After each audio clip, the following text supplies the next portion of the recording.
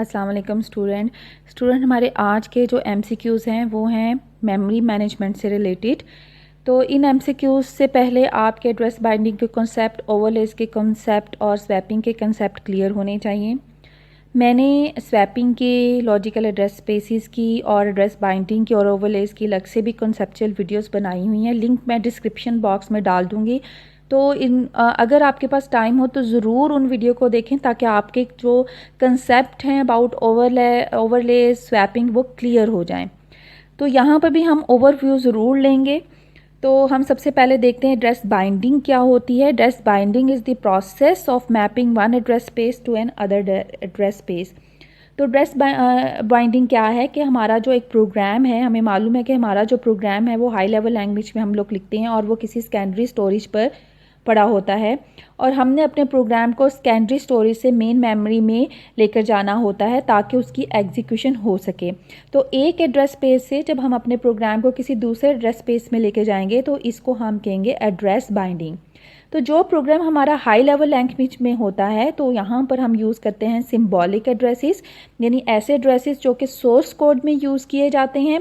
उन एड्रेसेस को हम सिंबॉलिक एड्रेसेस कहते हैं और हमारा काम ये होता है कि हम सिंबॉलिक एड्रेसेस को एब्सोल्यूट एड्रेसेस में ट्रांसलेट करें या मैप करें। एब्सोल्यूट एड्रेसेस कहाँ पर होते हैं? Absolute addresses are in main memory, यानी फिज़िकल एड्रेसेस या एब्सोल्यूट एड्रेसेस। तो हमारा काम क्या है कि हम लोग सिंबॉलिक एड्रेसेस को कन्वर्ट करें इनटू एब्सोल्यूट एड्रेसेस ताकि वो मेन मेमोरी में शिफ्ट हो सकें, जा सकें, रिजाइड कर सकें और वहाँ से CPU उन पर काम कर सके। हमारे पास जो एड्रेस बाइंडिंग है वो 3 तरह की होती है: compile time binding, load time binding and run time binding. Compile time binding क्या होती है? अगर हमें कंपाइल टाइम पर ही पता हो कि हमारा जो प्रोग्राम है वो मेन मेमोरी पे कहाँ पे रिजाइड करेगा, ठीक है। अगर हमें मेन मेमोरी में पता हो कि हमारा प्रोग्राम मेन मेमोरी के किस स्पेस पे जाके रिजाइड करेगा, किस जगह पे, उस जगह का मेमोरी लोकेशन एग्जैक्ट हमें मालूम है, तो इसको हम कहेंगे कंपाइल टाइम बाइंडिंग। लेकिन हर टाइम ऐसा नहीं हो सकता, कभी कभार ऐसा होता है, बल्कि अक्सर ऐसा होता है कि हमें एग्जैक्ट लोकेशन मालूम नहीं होती। तो if it is not known at the compile time where process will be resided, अगर हमें ये नहीं मालूम कंपाइल टाइम के प्रोसेस जो है वो मेन मेमोरी पे कहाँ पे रिजाइड करेगा, तो हमारा जो कंपाइलर है वो क्या जनरेट करता है? वो रीलोकेटेबल एड्रेसेस को जनरेट करता है और इन रीलोकेटेबल एड्रेसेस को जो लोडर है वो ट्रांसलेट करता है इनटू एब्सोल्यूट एड्रेस। यानी कंपाइलर क्या करेगा? लोड टाइम में रीलोकेटेबल एड्रेसेस जनरेट करेगा और फिर लोडर उनको ट्रांसलेट करेगा इनटू एब्सोल्यूट एड्रेसेस में।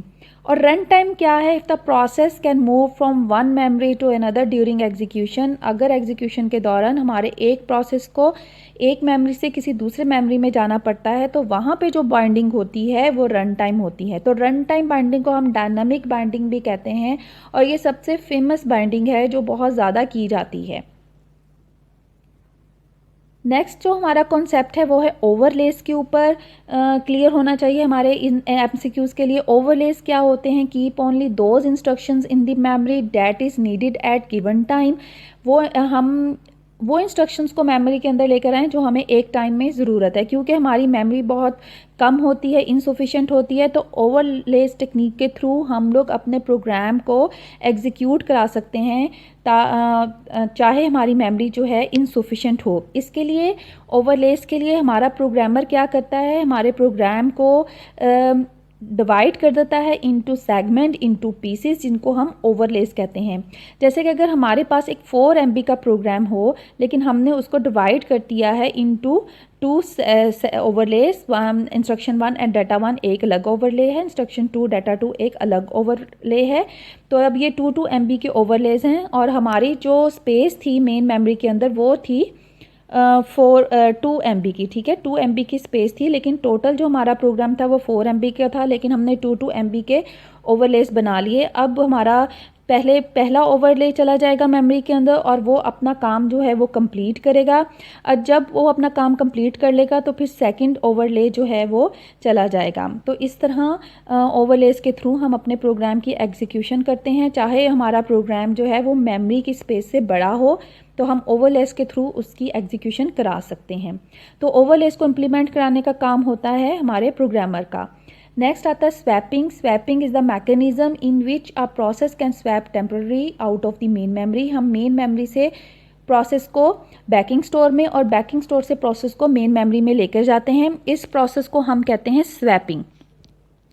अब होता क्या है कि हमारा जो P2 है उसको किसी IO की ज़रूरत होती है तो वो चला जाता है बैकिंग स्टोर में, और जब मेन मेमोरी से प्रोसेस जो है वो बैकिंग स्टोर में जाता है तो इसको हम कहते हैं स्वैप आउट। ठीक है, स्वैप आउट का क्या मतलब होता है, जब मेन मेमोरी से प्रोसेस बैकिंग स्टोर में चला जाएगा तो इस प्रोसेस को हम कहेंगे स्वैप्ड आउट। और जब हमारा प्रोसेस बैकिंग स्टोर से दोबारा जो है वो मेन में आता है, या कोई भी प्रोसेस, जैसे यहाँ पर प्रोसेस P3 को अब ज़रूरत है कि वो मेन मेमोरी में जा रहा है तो वो बैकिंग स्टोर से मेन मेमोरी में चला गया है तो इसको हम कहेंगे स्वैप्ड इन। ठीक है, तो वो प्रोसेस जिसमें बैकिंग स्टोर से जो हमारा प्रोसेस है वो चला जाता है मेन मेमोरी में तो इसको हम कहते हैं स्वैप्ड इन। तो ये हमारा जब भी हम प्रोग्राम करते हैं तो हमारे प्रोसेस को स्वैपिंग की बहुत ज़्यादा ज़रूरत पड़ती है। और याद रखिएगा कि जब हम प्रायोरिटी स्केड्यूलिंग कर रहे होते हैं या प्रायोरिटी बेस्ड प्रोसेस चला रहे होते हैं तो वहाँ पर हम जो टर्म यूज़ करते हैं फॉर स्वैपिंग वो होती है roll in and roll out. तो ये तो जी स्टूडेंट, तो चलते हैं अपने सबसे पहले MCQs की तरफ, जो है व्हाट इज़ एड्रेस बाइंडिंग। जैसे कि हमने देखा था what is address binding, a mapping from one address space to another address space is called address binding. जो मैपिंग होती है एक एड्रेस स्पेस से दूसरे एड्रेस स्पेस में, हम उसको क्या कहते हैं, address binding. Binding of instruction and data to memory addresses can be done at, जो बाइंडिंग होती है डाटा की और इंस्ट्रक्शंस की मेमोरी एड्रेसेस के साथ, तो हम उसको किस टाइम पे बाइंड कर सकते हैं। कंपाइल टाइम भी होती है, लोड टाइम भी होती है, एग्जीक्यूशन टाइम यानी कि डायनामिक टाइम भी होती है। तो ये तमाम जो हैं ऑप्शंस बिल्कुल ठीक हैं।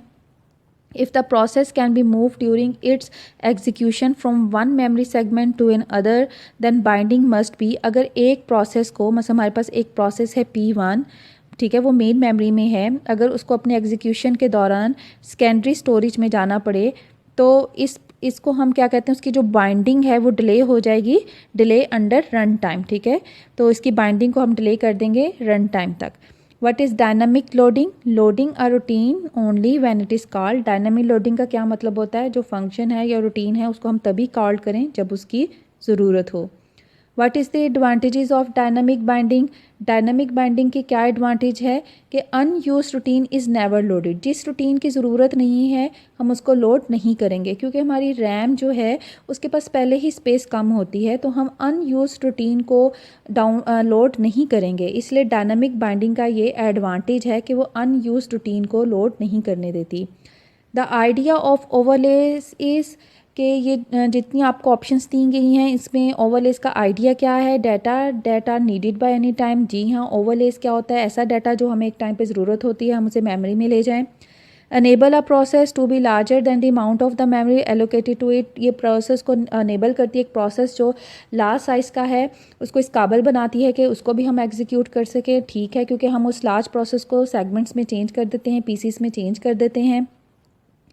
Keep in memory only those instructions, हमें उन इंस्ट्रक्शन को मेमोरी में रखें जिनकी ज़रूरत है। तो तमाम जो बातें हैं वो ओवरलेस के लिए ठीक हैं, तो इसका जो आंसर है वो है all of the mention.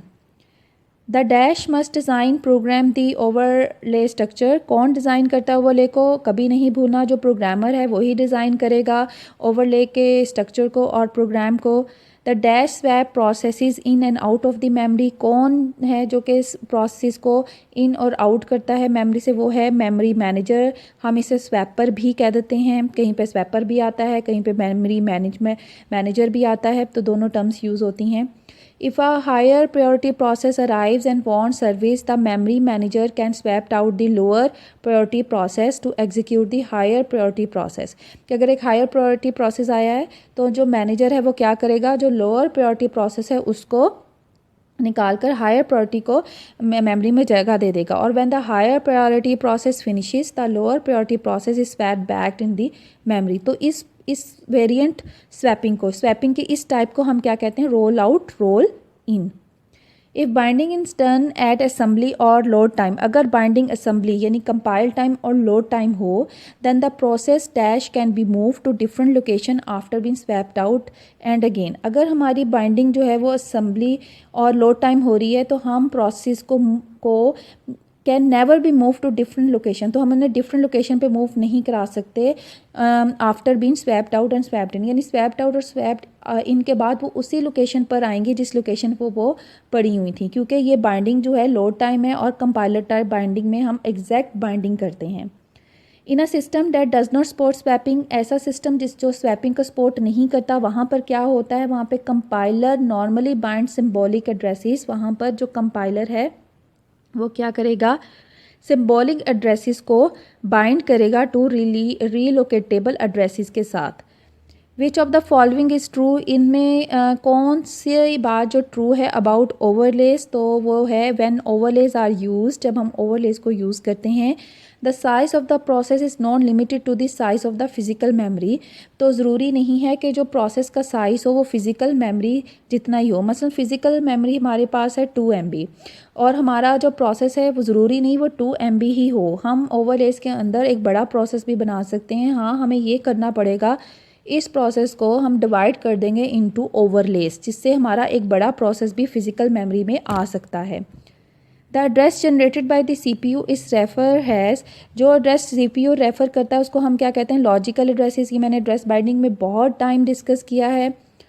The address loaded into the memory address register of the memory is refer to as, जो मेन मेमोरी में एड्रेसेस होते हैं उनको हम क्या कहते हैं, physical addresses. The run time mapping from virtual to physical address is done by a hardware device, जो रन टाइम मैपिंग होती है वर्चुअल एड्रेस से हार्डवेयर डिवाइस, इसके लिए जो यूज़ होती है उसको हम क्या कहते हैं, मेमोरी मैनेजमेंट यूनिट MMU. ये वर्चुअल एड्रेस को मैप करती है to the physical address. The base register is also known as relocation register. Base register को हम रीलोकेशन P रजिस्टर कहते हैं और ये होता है MMU के अंदर. MMU इस रजिस्टर को यूज़ करता है for binding the logical address to physical address. The size of the process is limited to the size of the physical memory. जब हम यहाँ पर लॉजिकल एड्रेसेस की बात करते हैं तो वहाँ पर हम क्या करते हैं, the size of the process is limited to the size of the physical memory. वहाँ पे हमारा साइज़ जो है प्रोसेस का वो फिज़िकल मेमोरी के अकॉर्डिंग होना चाहिए. If the execution time binding is being used, अब अगर हम एग्जीक्यूशन टाइम बाइंडिंग का यूज़ कर रहे हैं, देन द प्रोसेस में भी swap to different memory location, तो जो प्रोसेस हैं वो डिफरेंट मेमोरी लोकेशन पर स्वैप कर सकते हैं, यानी उनकी मेमोरी लोकेशन चेंज हो सकती है. Swapping require a banking store, swapping को बैकिंग स्टोर की ज़रूरत होती है क्योंकि उसने स्वैप्ड आउट करके प्रोसेस को किसी बैकिंग स्टोर में रखना है. The backing store is generally, banking store क्या होता है, फास्ट डिस्क होती है और इतनी लार्ज इनफ होनी चाहिए कि उसमें तमाम प्रोसेसेस के इमेजेस हो जाएं जो कि मेमोरी में पड़े हैं. Disk to provide direct access to the memory images, इसके अलावा यह ऐसी डिस्क है जो कि डायरेक्ट एक्सेस देती है मेमोरी इमेजेस के ऊपर. तो ये तमाम चीज़ें जो हैं ये बैकिंग स्टोर में होती हैं. The dash consist of all process whose memory images are in the backing store और in memory are ready to run. तो ready queue consist of all process, ready queue जो होता है वो तमाम प्रोसेस पे मुश्तमिल होता है जिसके मेमोरी इमेजेस जो हैं वो हम लोग बैकिंग स्टोर पे रख लेते हैं. The dash time in a swap out of the running process and swapped in of a new process into memory is very high. तो context switch time जो होता है स्वैपिंग के अंदर वो बहुत हाई होता है प्रोसेस का. The major part of the swap time is dash time. जो मेजर पार्ट होता है स्वैपिंग के अंदर वो क्या होता है, वो है ट्रांसफ़र का टाइम, क्योंकि स्वैपिंग का काम ही क्या है, एक प्रोसेस को लेकर आना, एक प्रोसेस को लेकर जाना. तो स्वैप्ड इन और स्वैप्ड आउट में मेजर काम है ट्रांसफ़र का. Swapping dash be done when a process has pending IO or has to execute IO operation only into operating system buffer. हम swapping must never be done, हम swapping को नहीं करेंगे अगर एक प्रोसेस IO ले रहा है. ठीक है, वो अपनी आयो एग्जीक्यूट कर रहा है, हम उसको स्वैप्ड आउट नहीं करेंगे, उस पर स्वैपिंग नहीं करेंगे क्योंकि इससे उसकी आयो ज़ाया हो जाएगी। हाँ, एक प्रोसेस को आयो की ज़रूरत है तब हम उसे स्वैप आउट करेंगे, लेकिन जब वो आयो ले रहा है तब हम उसको स्वैपिंग नहीं करेंगे उस पर। Swap space is allocated as a chunk of disk. Swap space जो होती है, हम एक डिस्क को चंक यानी कि एक डिस्क जो हमारी हार्ड डिस्क है उसके एक स्पेस को हम बैकिंग स्टोर या स्वैप स्पेस बना लेते हैं। Swap space is also called backing store. तो इसे हम as a chunk of disk, एक डिस्क जो हमारी हार्ड डिस्क है उसका एक चंक, एक पीस ले लेते हैं जिसको हम जो है वो बैकिंग स्टोर बना लेते हैं। तो स्टूडेंट ये तो थे हमारे MCQs अबाउट स्वैपिंग। इंशाल्लाह नेक्स्ट में हम लोग डिस्कस करेंगे about the memory allocation MCQs।